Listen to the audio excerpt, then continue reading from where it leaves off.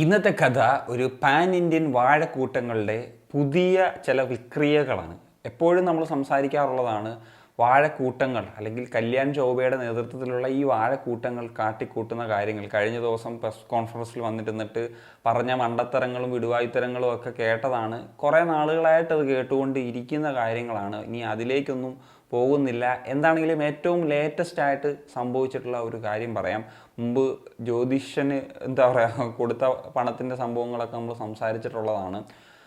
ഇനി ഇതാ പണം അവരുടെ പേഴ്സണൽ ആവശ്യങ്ങൾക്ക് വേണ്ടി ഉപയോഗിക്കുന്ന കാര്യം. ഇത് ഞാൻ മുമ്പ് ഒരിക്കൽ പറഞ്ഞ സമയത്ത് ഭയങ്കര ചൊറിച്ചിൽ. അത് AFFൻ്റെ പണം പറ്റുന്നവരാണോ എന്നുള്ളത് അറിയത്തില്ല, തരത്തിൽ വന്നിട്ടുണ്ടായിരുന്നു. ഇപ്പോൾ ഇതാ ജയദീപ് ബസു എന്ന് പറഞ്ഞിട്ടുള്ള ജേർണലിസ്റ്റിൻ്റെ ഒരു റിപ്പോർട്ട് പ്രകാരം ഇപ്പോൾ ഡേറ്റ് കൃത്യമായിട്ട് പറഞ്ഞു കഴിഞ്ഞാൽ 27/10/2022 AFFൻ്റെ അഡ്മിൻ ഒരു ഷൂ വാങ്ങുന്നു. 9,000 രൂപ വിലയുള്ള ഒരു ഷൂ ആണ് വാങ്ങുന്നത്. അപ്പോൾ അതിലെന്താ ഇത്ര വലിയ തെറ്റ്? അവർക്കെന്താ 9,000 രൂപ വിലയുള്ള ഷൂ വാങ്ങിക്കൂടെ? പക്ഷേ പ്രശ്നം എന്തെന്ന് വെച്ച് കഴിഞ്ഞാൽ AFFൻ്റെ ഒഫീഷ്യൽ ക്രെഡിറ്റ് കാർഡിൽ നിന്നാണ് ഈ ഒരു പണം ഉപയോഗിക്കപ്പെടുന്നത് എന്നുള്ളതാണ് ഏറ്റവും വലിയൊരു കോമഡി. അതായത് ഇവിടെ ഇന്ത്യൻ ഫുട്ബോളിൻ്റെ പ്രവർത്തനങ്ങൾക്ക് ഉപയോഗിക്കാൻ പണമില്ല, എല്ലാ കാര്യങ്ങളും ചീപ്പായിട്ട് ചെയ്യുന്നു എന്നിടത്താണ് അവരുടെ പേഴ്സണൽ ആവശ്യങ്ങൾക്ക് ഇതുപോലത്തെ ഒഫീഷ്യൽ ബാങ്ക് അക്കൗണ്ടുകൾ ഉപയോഗിക്കുന്ന തരത്തിലേക്ക് കാര്യങ്ങൾ പോകുന്നു.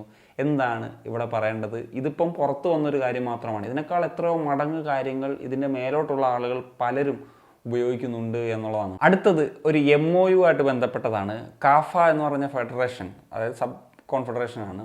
ഈ പറഞ്ഞ പോലെ കുറച്ച് സെൻട്രൽ ഏഷ്യൻ രാജ്യങ്ങൾ ഉൾപ്പെടുന്ന രാജ്യമാണ്. അതിലിപ്പം Iran, Uzbekistan, Kyrgyzstan, Tajikistan, Turkmenistan, അഫ്ഗാനിസ്ഥാനൊക്കെ ഉൾപ്പെടുന്ന ഒരു മേഖലയാണ്. അപ്പോൾ ആ ഒരു സബ് കോൺഫെഡറേഷനുമായിട്ട് AIF ഒരു MOU ഒപ്പുവെച്ചിരുന്നു 2 വർഷങ്ങൾക്ക് മുന്നേ മറ്റുമാണ്. അപ്പോൾ അങ്ങനത്തെ സാഹചര്യത്തിൽ അതൊരു പോസിറ്റീവായിട്ടാണ് പ്രതീക്ഷിച്ചത്. കാരണം അവരുടെ കോൺഫെഡറേഷൻ കപ്പ്, ഇപ്പോൾ നമ്മുടെ സാഫ് കപ്പ് കളിക്കുന്നവർ അവരുടെ കാഫ നേഷൻസ് കപ്പ് ഉണ്ട്. അപ്പോൾ അവിടേക്ക് വരുന്ന സമയത്ത് നമുക്ക് കളിക്കാൻ പറ്റുമല്ലോ എന്നുള്ളത് 2025 അതിപ്പോൾ നടക്കാൻ പോകുന്നത്. എനിവേ ഇൻവൈറ്റ് ചെയ്യുന്ന 2 ടീമുകൾ ഏതൊക്കെയാണെന്നുള്ള തീരുമാനത്തിലേക്ക് എത്തുന്നു. ഒമാനും മലേഷ്യയുമാണ് ആ 2 ഇൻവൈറ്റ് ചെയ്യപ്പെട്ട ടീമുകൾ എന്നുള്ളതാണ്. പിന്നെ എന്തർത്ഥത്തിലാണ് ഈ ഒരു MOU?